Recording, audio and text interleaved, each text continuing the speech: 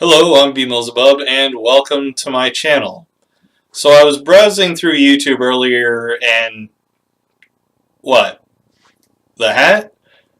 I was shoveling snow earlier, so my hair's all fucked up, and I don't feel like fixing it. So for today, you get Bub in a flat cap. But as I was saying before you all so rudely interrupted me, I was browsing through YouTube earlier and came across a video by Dallas Wade called Questions for Atheists from an Atheist.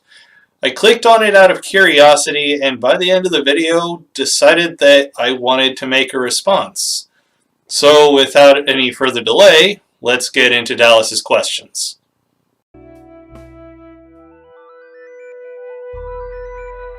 What religion were you once a part of, and what compelled you to first question its validity? So for everyone who's been watching my channel for a while, you're probably already aware that I had been raised Catholic. But as for what kind of got me starting to question the church's validity, I've kept that sort of quiet because it's my own personal deconversion, and everyone's is at least slightly different. But for the purpose of answering Dallas's question in this video, I had always kind of looked at priests as like being higher humans. You know, it's kind of a weird thing, but I'd always looked at them as being better, more holy, because they have this more direct connection to God. But as I got older, I started to realize that that just wasn't the case. They were just normal people like us. They were just put into this, I guess, leadership role. And, you know, after that realization hit, I began to question other things. What finally convinced you that you were an atheist? There actually is no one thing that convinced me that I was an atheist. Actually, it was kind of a snowball effect. See, because I was shoveling snow earlier. The point is, I brought it back, you jackasses. But it was kind of a snowball effect. And, you know, there is no real one thing that, you know, finally convinced me that I was an atheist. It was just sort of a build-up, and eventually at a point where I can't really determine, you know, like, I can't figure out exactly when it is I stopped being a boy and became a man, because it was a slow and natural progression, and it's sort of the same thing with me and my atheism. How have you been treated by your family and others after you became an atheist? I'm actually pretty fortunate in that my family doesn't really seem to care. I really haven't been bothered by my family by it at all. I mean, I got a couple of comments from my parents saying, "You'll come back." But other than that, I really haven't gotten anything from my family about it. And the response from other people outside of my family hasn't been too negative either, aside from one person I'm friends with saying he didn't think he wanted me in his house anymore after I came out to him. But overall, the responses I have gotten haven't been that bad. So in that way, I would definitely consider myself to be fortunate. Are you open to religion, and what sort of evidence would one need for you to subscribe to it? That actually is a really interesting question. If I'm being completely honest, the answer is almost definitely no. I mean, I am open to the possibility that some form of deity exists. However, unbelievably unlikely it is. But I'm not open to religion. I've seen the disaster that religion has wrought throughout world history and in the modern world and in my own personal life. I'm not interested in any of that. But the possibility of a God, yes, I suppose.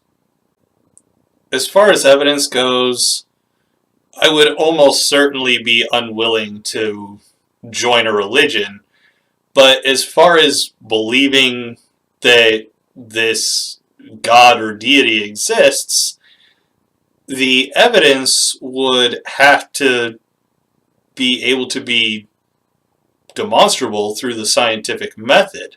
It has to be universal. It has to be repeatable.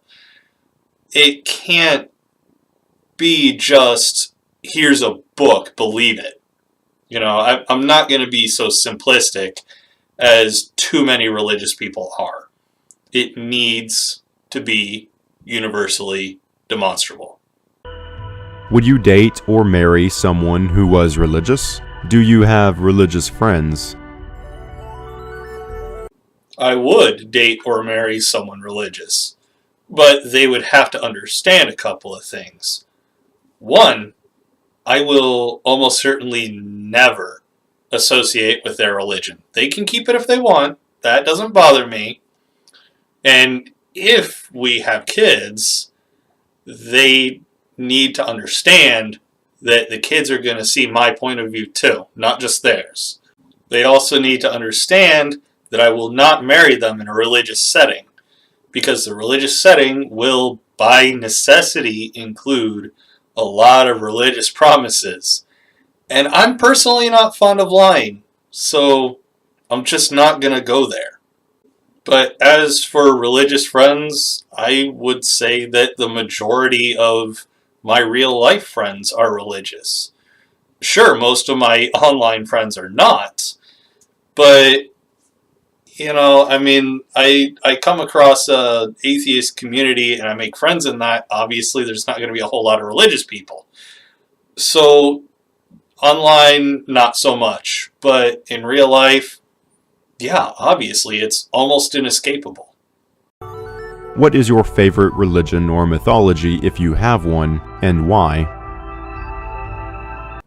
I know this is probably going to make me sound like an annoying Marvel fanboy, but I actually really like Norse mythology. It's kind of always fascinated me. I mean, a bunch of bad motherfucker warrior gods who, in Valhalla, after you die, will fight each other over and over again and come back to life afterwards. And after that, you get to eat and drink and fuck. Come on, that's awesome, man. Who doesn't want that? Shit. Beer. This is beer. It's delicious. But who doesn't want that? What gives your life meaning? I do. What should the goal of humankind be? Asking what the goal of humankind should be kind of sounds like something Ken Ham would ask. But as a species, do we really need a goal? I mean, just live your life.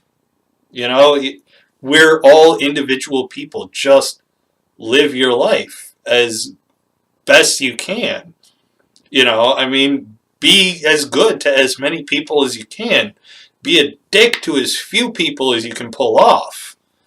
We're all people. Just be good to each other and live your own life. Do you believe in the paranormal or any sort of mystical realm? Absolutely not. If you could recommend one single book to a religious person, what would it be and why? I know I've said this a few times in a few different videos, but honestly, it has to be this one, Why There Is No God by Armin Navabi.